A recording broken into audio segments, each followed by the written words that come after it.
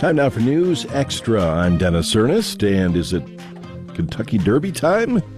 Well, it is today here at KNEB anyway. We are ready to visit about Night at the Races, a big fundraiser for Community Action Partnership of Western Nebraska Foundation. And Joan Cromer is here along with Margo Hartman. Good morning to both of you. Good morning. Turn that mic, Joanne, if you would, please, towards you there. And step right up. Okay, couple of things going on. First, Margo, tell us about Night at the Races. Night at the Races is a really fun evening that is sponsored by the foundation, and it's a video horse racing event. And we have lots of activity going on at the same time. We have about 5 or 6 races. We have some local races that we are selling horses to businesses and individuals, and so we will have probably 2 races that are done with our local businesses. Mm-hmm. You get to purchase a horse, you get to name it, you get to pick your rider, you get to describe your horse, and see who wins that race. Yeah. We had a lot of fun with that last year. One of our KNEB horses was one of the winners. KNEB won, yes. That's right, yeah.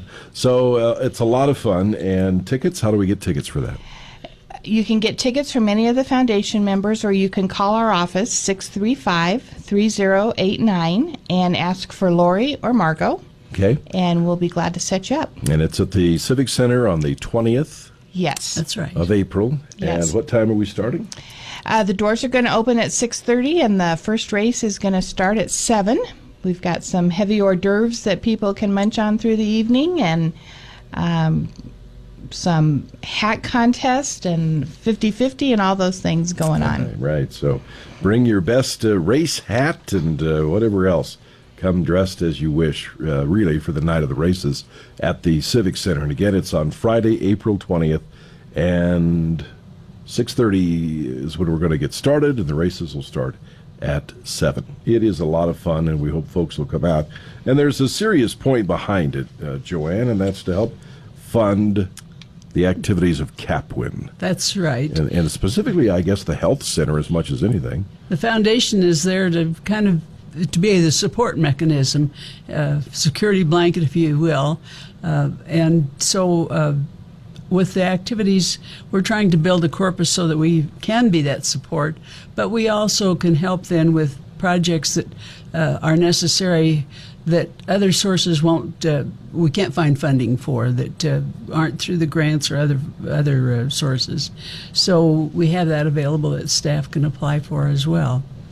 What kind of service to the community are you providing? And maybe it's a best-kept secret in some cases. I think that's really true, and we have really 2 different areas. One is community and supportive services, and that includes things like food security, our food bank, being able people to come in and help them out in those regards.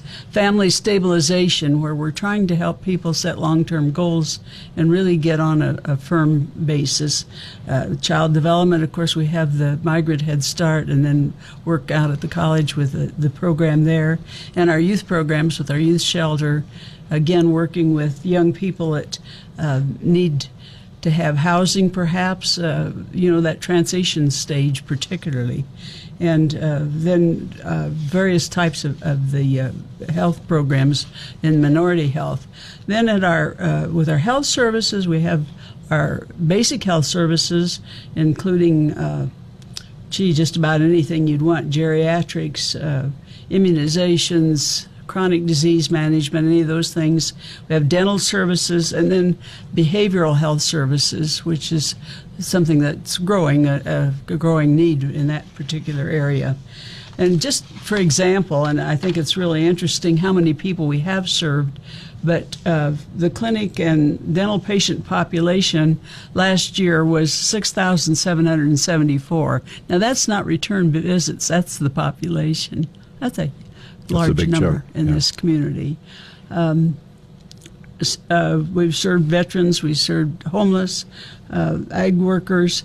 41% have income that are below the poverty guidelines.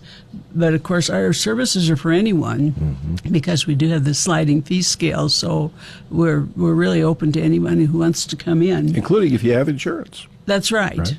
In fact, that's really kind of helpful for us because we really need that kind of mix to keep surviving. 40% of the people, though, that we see are totally uninsured. Yeah. So it's a big need, and that's why Community Action really got into the health services, because there was such a need, and of course it's only grown. It hasn't gotten any smaller. Yeah, that safety net is bulging, I guess would be to say the point of it. But you get funding through a variety of sources, but as we all know with any program, there's never enough to go around. And that's why these fundraisers, Margo, kind of fill in the gaps. They do. They help us to do some of the activities that are not part of our grant applications, allow us to provide some assistance in different ways. They really do help us to meet the need that we have in our community.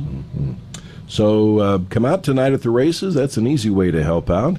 And get a team together, get a group together from your workplace or whatever, grab a table. And this is a fun evening. Everybody it gets is. involved and cheers their horses on. And it's nice to have a fun fundraiser, and we think that this is one of those that people really enjoy themselves, and you see a lot of smiles. Yeah, it's a fun evening.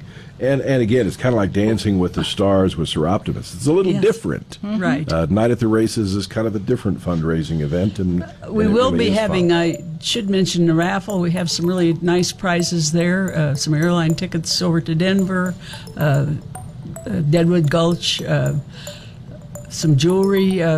People have been very generous. Sandberg's doing a small piece of equipment, so have some nice things for our raffles.